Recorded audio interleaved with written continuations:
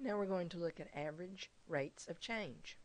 Average rates of change with a nonlinear function, not a straight line, they can increase on one interval of its domain and decrease on another interval of its domain. What that means is that the y values can get larger.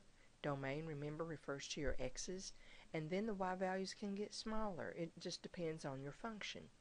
Now the graphs of nonlinear functions, like I said, are not straight lines, so there is no notion of a single slope. Remember our m. We don't have that with nonlinear functions. So the slope of the graph of a linear function gives its constant rate of change, but with a nonlinear function we speak of an average rate of change. Suppose that the points x sub 1, y sub 1, and x sub 2, y sub 2 lie on the graph of a nonlinear function f. The slope of the line L passing through these 2 points would represent the average rate of change of f from x sub 1 to x sub 2. Now if you remember in geometry, if I've got a line that hits a curve at 2 points, it's called a secant line. Now if different values for x sub 1 and x sub 2 are selected, then a different secant line and a different average rate of change will usually result. So the average rate of change of f from x sub 1 to x sub 2 is, if you'll notice, it is my old slope. Sort of coincidental that I used my x sub 1, y sub 1, and x sub 2, y sub 2 up here. It's the slope of the secant line because the secant line is a straight line. So we're going to compute some average rates of change from one x value to another, and it says to round your answer to 2 decimal places when appropriate. Now they will always give you a function and they'll give you x values. Unlike the other problems that we did earlier when we were finding slope, they gave me both points. In this part it's just a little bit more, it's not difficult, but I've got to find more information. So if they give me x sub 1, x sub 2, I have the first coordinate in my point, so that means I've got to go find my second coordinate.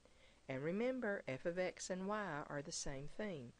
So the first thing I'm going to do is substitute in -1 in for my f, into my function f for my x. Let me get my calculator. I should have started this earlier.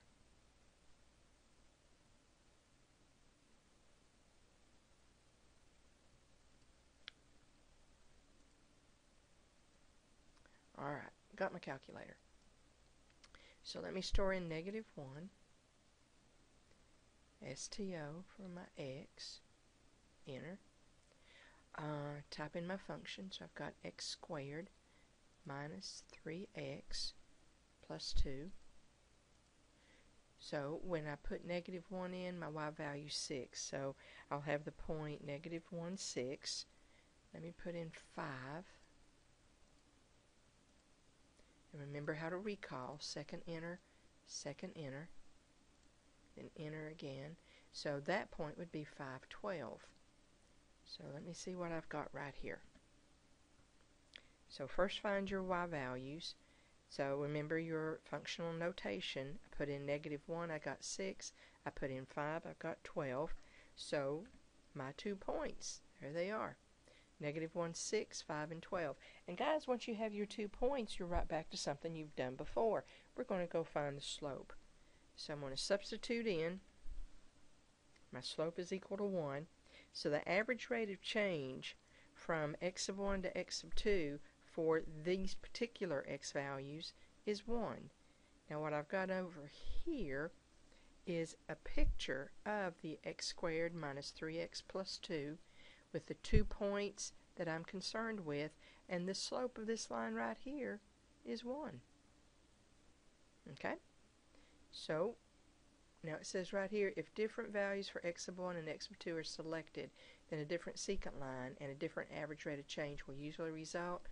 Well, in part 2 down here, we're going to use the very same function, but now we're going to use these x values. So like before, I need to substitute these in one at a time and get my y values. So let's see if I did that. And then my points.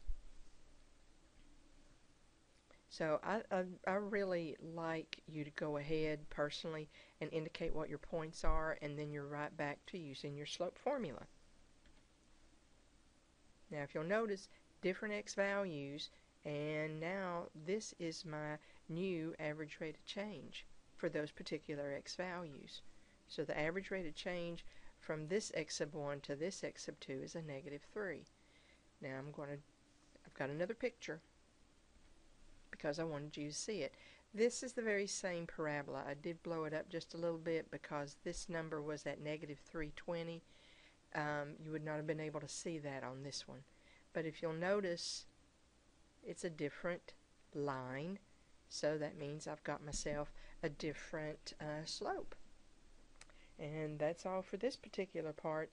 This is called average rates of change, and it's actually your old slope. Talk to you later. Bye-bye.